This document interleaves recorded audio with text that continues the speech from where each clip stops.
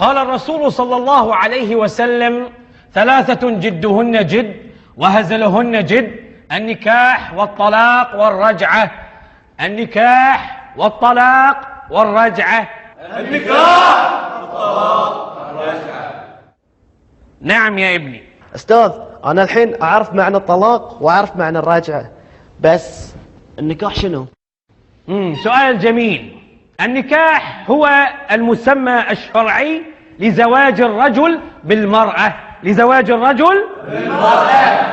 بس أنا أستاذ للحين ما فهمت. يعني أنا أقول لك: يا فلان زوجتك ابنتي، وهو يرد علي ويقول: وأنا قبلت، فتصبح على هذا الأساس زوجته.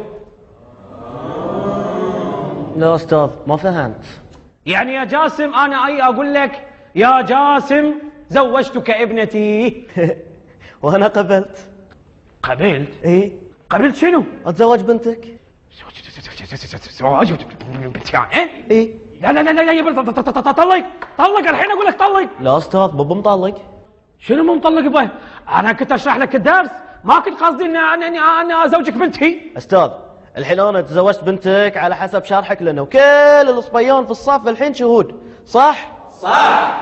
بالبركة يا جاسم تستاهل. الله يسلمك. منك المال ومن هالعيال. عزيز. ألف الصلاة والسلام عليك يا حبيب الله محمد.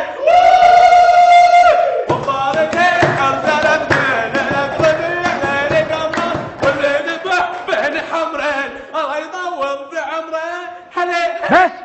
بس ولا كلمة، بس. وانت قاعد مكانك بعد، وانت طلق الحين، طلق الحين، طلق. لا أستاذ بابا مطلق. طلق.